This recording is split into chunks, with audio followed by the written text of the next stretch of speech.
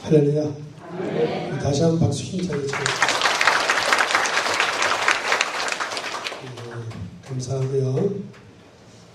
날씨가 아주 무척 더운데 다 편안하셨죠? 우리 여러분 인사해요. 편안하셨죠?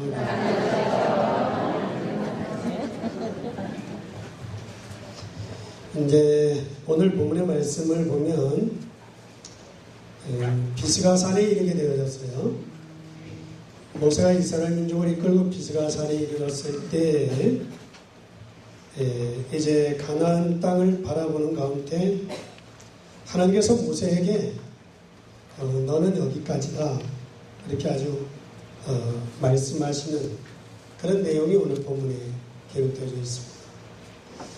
모세가 지금 여기 광야 비스가산까지 오기까지 참 파란만장한 그런 생을 살아왔다고 할 수 있는데 하나님은 분명한 시간표를 가지고 계십니다. 믿으시면 아멘. 하나님은 분명한 시간표를 가지고 계시는 거예요. 만약 우리가 이런 시간표 속에서 우리가 우리의 후대들에게, 우리 자녀들에게 우리가 신앙에 어떤 말을 남길 것인가, 이게 참 중요한 거예요. 그래서 우리는 하나님은 분명히 시간표를 가지고 계시기 때문에 우리는 교만할 것도 없고 낙심할 것도 없어요. 믿으시면 아멘. 그래서 낙심도 하지 말고 교만도 하지 말고 하나님은 시간표를 가지고 계십니다. 우리 같으면 인정에 끌려서 그래도 가나안 땅이라도 밟아보고 불러가시면 얼마나 좋겠어요. 우리 생각에. 그런데 그 파란만장한 세월을 지나왔는데 이제 이 요단을 건너면 가나안 땅인데 너는 여기까지다. 이럴 때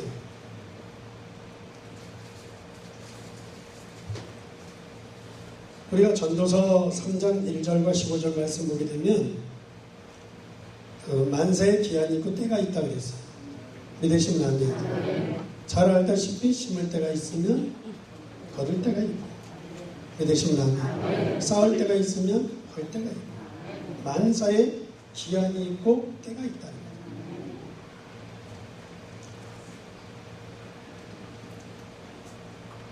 여러분들 이사야서 60장 22절의 말씀 보게 되면 나 여호와가 때가 되면 속히 이루리라 이렇게 얘기해요.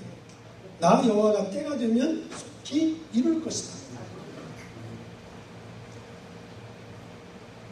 사도행전 1장 6절과 8절의 말씀 보게 되면 제자들에게 예수님께서 그러죠. 부활하신 예수님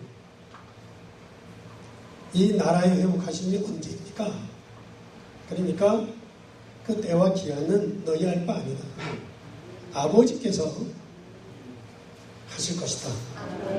오직 너희는 성령이 너희에게 임하시면 너희는 권능을 받고 예루살렘과 유다와 사마리아 땅 끝까지 이르러 내 증인이 되라.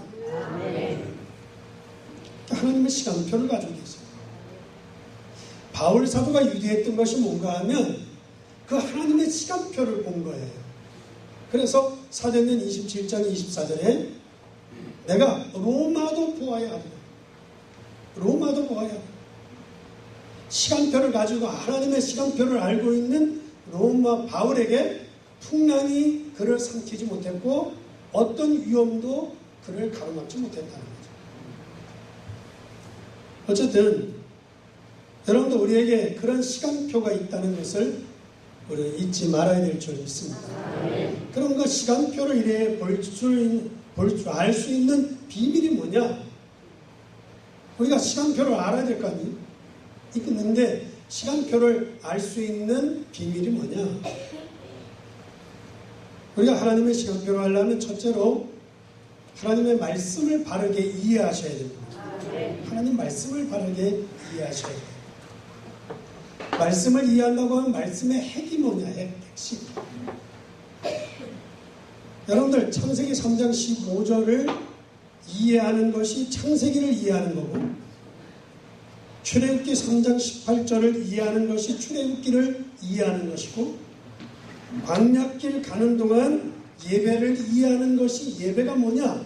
예배를 이해하는 것이 신명기와 민수기를 이해하는 것이고, 가나안 땅에 들어가서 우리가 복음을 회복해야 하는 것이 여호수아와 룻기와 사사기라고 할 수 있고, 정말 참된 메시아를 우리가 기다린다, 그 참된 메시아를 기다려야 된다라고 하는 것을 이해하는 것이 역사서라고 할 수 있고, 그리고 그 메시아가 이 땅에 오셨다라고 하는 것이 복음서이고, 그 복음을 믿고 기도했더니 하나님의 역사가 일어났다, 그것이 사도행전과 바울 13번의 바울 서신이라고 할 수 있고, 그러면 앞으로 무슨 일이 일어날 것이냐? 그것이 예언되어져 있는 것이 요한계시록입니다. 그러면 그 말씀의 핵심들을 우리가 이해하는 것이 하나님의 시간표를 알 수 있는 비밀이다.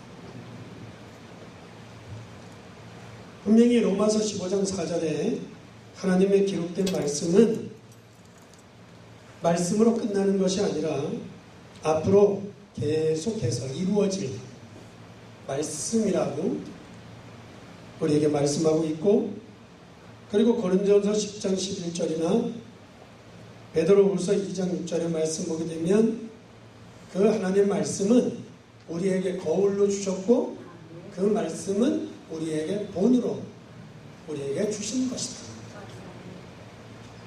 분명히 히브리서 4장 12절에 이 하나님의 말씀은 살았고 운동력이 있어 모든 것을 해결할 수 있는, 우리의 얼수와 관절과 모든 것을 해결할 수 있는 능력이 됨을 말씀하고 있는 줄 믿습니다. 그래서 그 말씀을, 우리가 그 말씀의 핵심을 이해하는 것이 시간표를 아는 비밀이다. 두 번째로는 복음을 바르게 이해해야 되는 것입니다. 여러분들, 우리가 이유만 알면 원망할 이유가 없습니다. 왜 출애굽을 해서 이스라엘 민족이 가나안 땅에 가야 되는지, 왜 출애굽을 해서 가나안 땅에 가야 되는지에 대한 복음을 이유를 이해하게 되어지면 원망할 이유가 없죠. 근데 그것을 유독이 알았던 사람이 여호수아와 갈렙이라고 하는 사람은 이유를 알았어요. 이유를 알면 원망할 이유가 없습니다. 여러분들, 우리가 죄와 사망의 권세에서 해방을 받아서 우리가 하나님의 자녀된 신분을 가졌다고 하는 그 축복의 복음의 핵심을 안다면, 이스라엘 민족이 노예로 있다가 노예에서 해방을 받아가지고 이제 자유인이 되어지고 종살이로 있다가 하나님의 자녀로 부름을 받았다고 하는,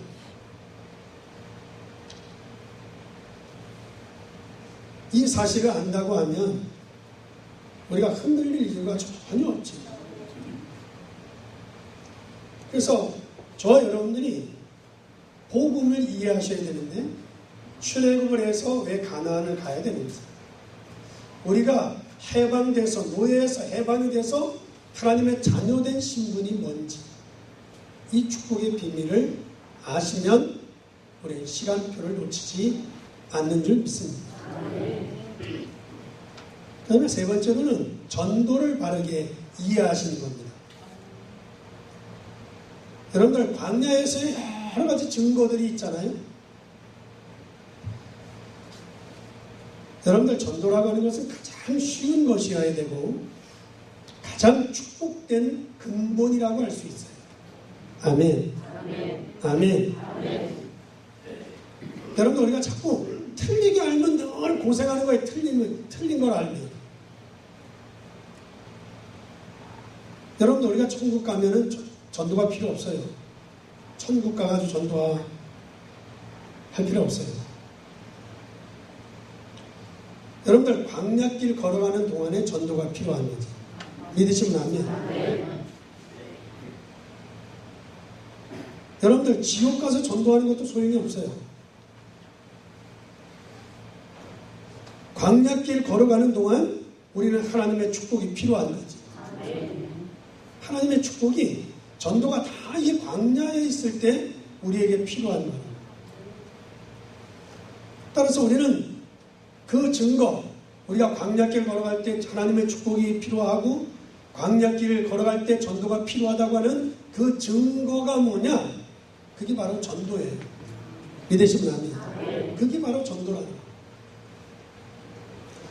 이런 것을 이해하게 되어지면 하나님의 시간표가 보여진다.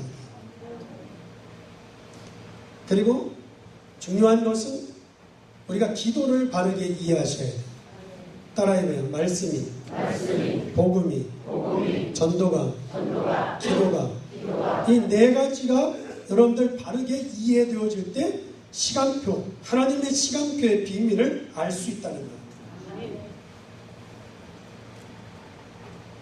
이사야서 40장 31절의 말씀 보게 되면 여호와를 앙망하는 자는 새의 힘을 얻을 것이다.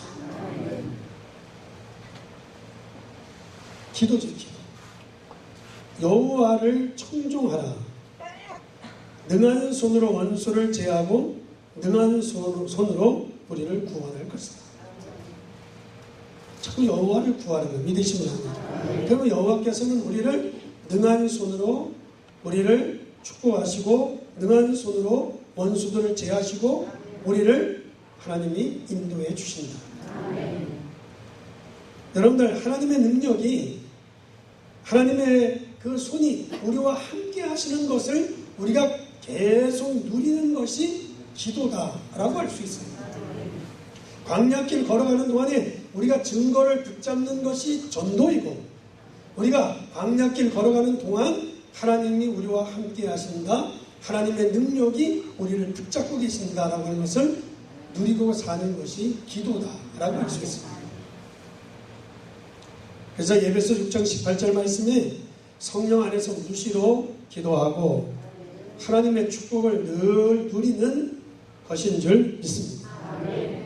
따라서 여러분들 우리는 이 하나님의 말씀과 복음과 전도와 기도 이 네 가지를 알면 하나님의 시간표를 알게 되어지고 우리는 하나님의 시간표를 따라 인생을 살아가는 겁니다. 이제 이스라엘 민족이 가나안 땅에 입국할 아주 중대한 시간표 속에 딱 온 거예요. 그런데 그때 하나님께서 모세의 죽음을 예고합니다. 한마디로 얘기하면 모세의 임무가 다 끝난 거죠. 이제 모세의 임무가 다 끝난 거예요. 여러분 우리가 살아있다고 하는 자체가요 아직도 우리가 할 일이 있는 거예요. 믿으시면 아멘. 할 일이 있는 거예요. 제가요 목회하는 교회에 권사님이 교장 선생님으로 정년퇴임을 했어요. 교장 선생님 정년퇴임을 했는데 그만 뇌졸중으로 쓰러졌었어요. 근데 1년 반 만에 깨어났어요. 1년 반 만에. 깨어나가지고 걸었어. 깨어나서 걸었어. 1년 반 만에. 근데 1년 반 만에 깨어나가지고 걸었는데 한 1년쯤 돼가지고 또 쓰러졌었어. 그래가지고 그냥 혼수 상태에 아무도 눈도 안 뜨고 속된 그 얘기로 우리가 식물인간으로 7년인가 누워 계세요. 7년. 그 부인 권사님이 식사를 매일 코로 넣어줘야 되는 거죠. 7년. 참, 진짜 그렇게도 살아 계셔야 되나 싶을 정도죠. 그래도 하나님의 계획이 있어요. 살려놓으신 데는 믿으십니다. 왜 하나님이 안 불러가는지 아셔야 돼요.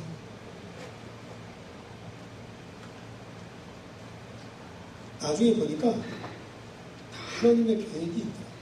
그 집안에. 하나님이 해결해야 될 문제들이 있어요. 영적인 문제가 있다면 영적인 문제. 믿음으로 세워져야 되겠다는 믿음으로 세우는 문제. 문제. 그 하나님의 계획이 있더라. 그런데 이제 모세는 하나님께서 이제 그의 임무가 다 끝난 것이죠. 끝난.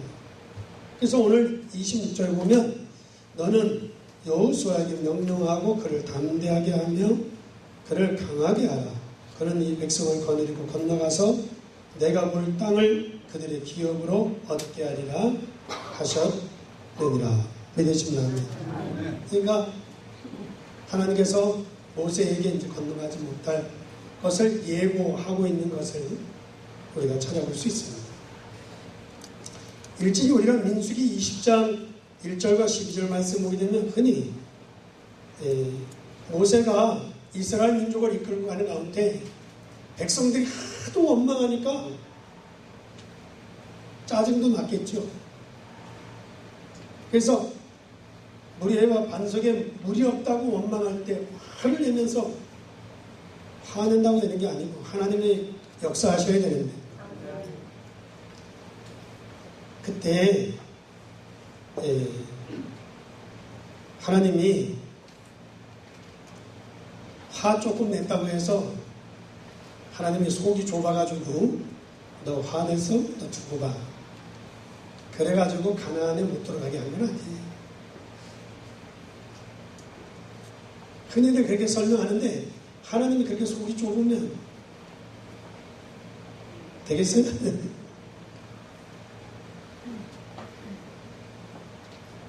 여러분들 모세가요 가나안 땅에 들어갔다.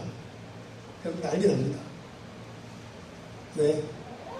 아마도 이스라엘 백성 전부 다가 하나님이 안 보일 거예요. 모세만 보이지. 모세만 보이지. 왜? 모세가 우리 모세가 이렇게 끌고 나온 거 아니냐?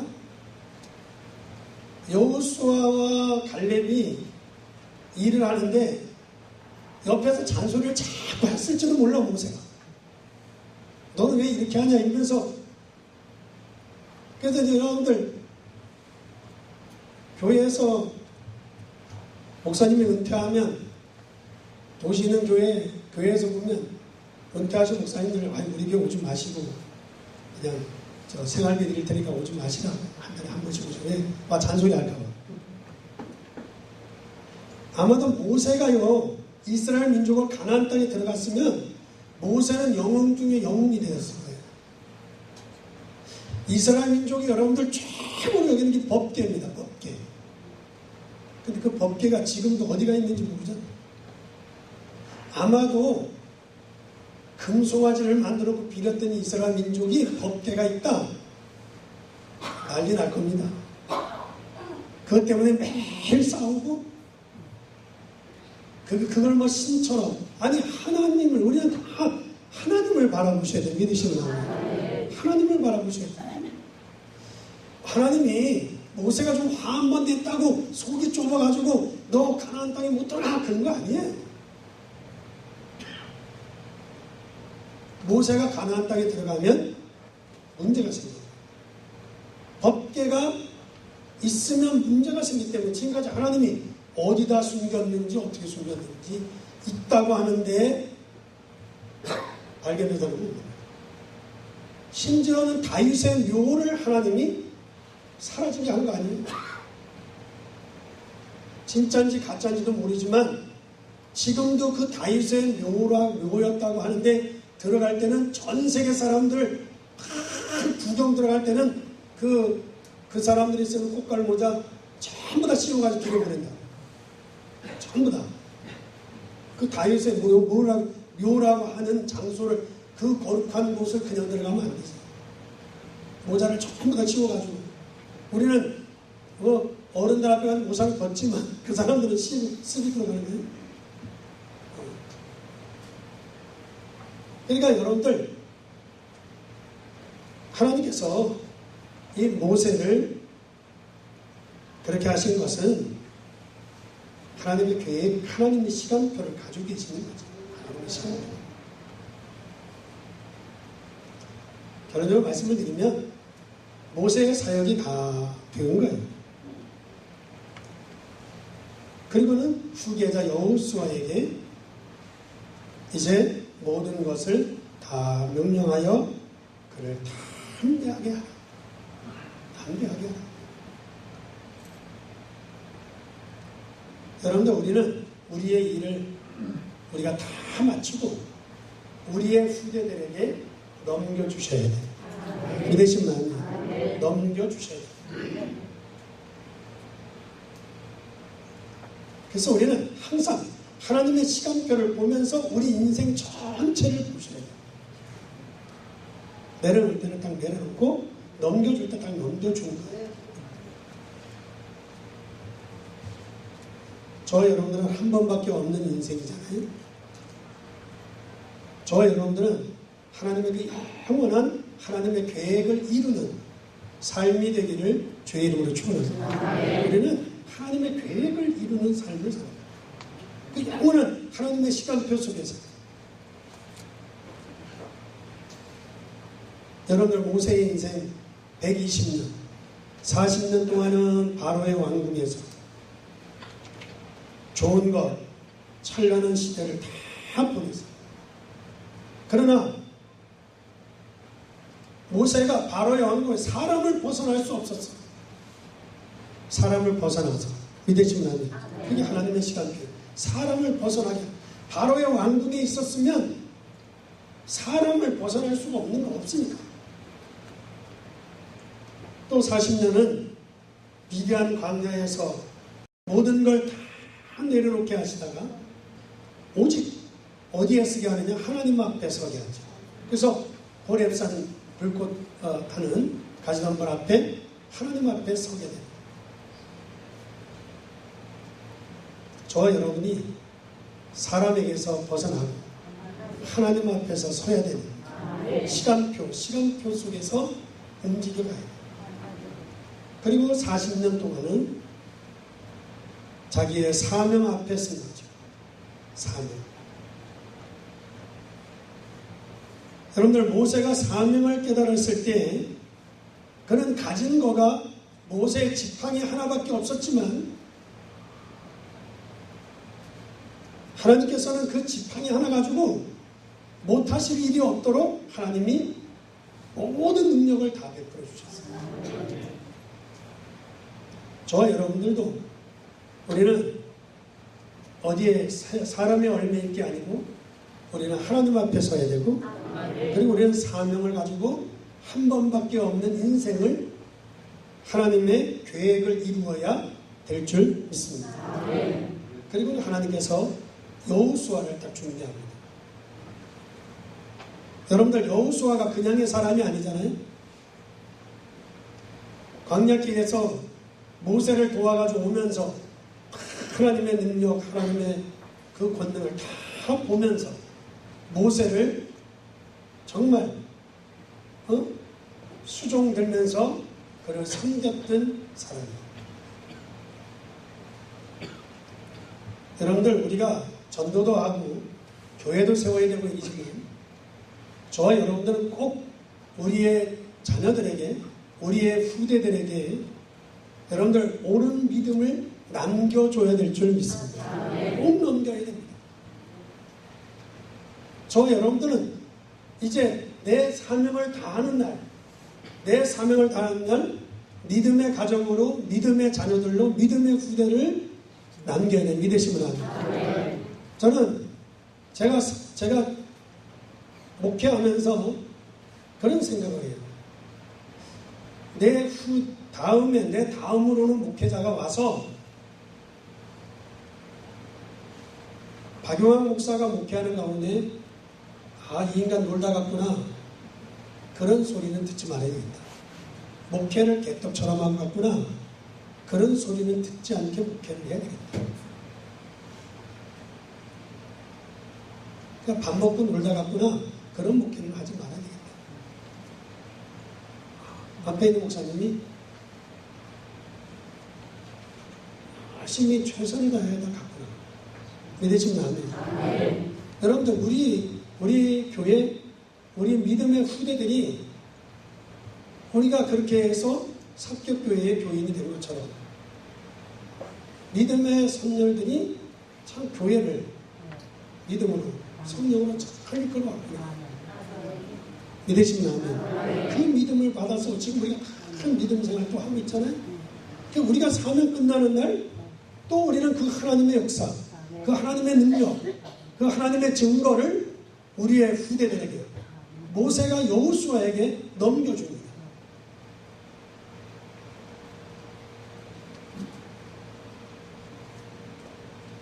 여러분들 우리 주기철 목사님에 대해서 잘 알고 있잖아요. 신사참배를 강요받을 때 교회에다 우상을 놓을 수 없다. 그리고 우리는 우상 앞에 절할 수 없다. 그러면 그분이 남긴 말 한마디가 뭔가 하면 일사가구야. 죽으면 죽을 것이다. 일사가구. 뭐를 위해서? 복음을 위해서. 오직 하나님의 말씀, 복음을 위해서 내가 살자 라고 고백한 것처럼 우리는 하나님의 시간표를 맞추어 저와 여러분이 한 번밖에 없는 인생을 하나님의 계획 속에 계획을 이루어가는 귀중한 삶이 되기를 주님의 이름으로 축원합니다.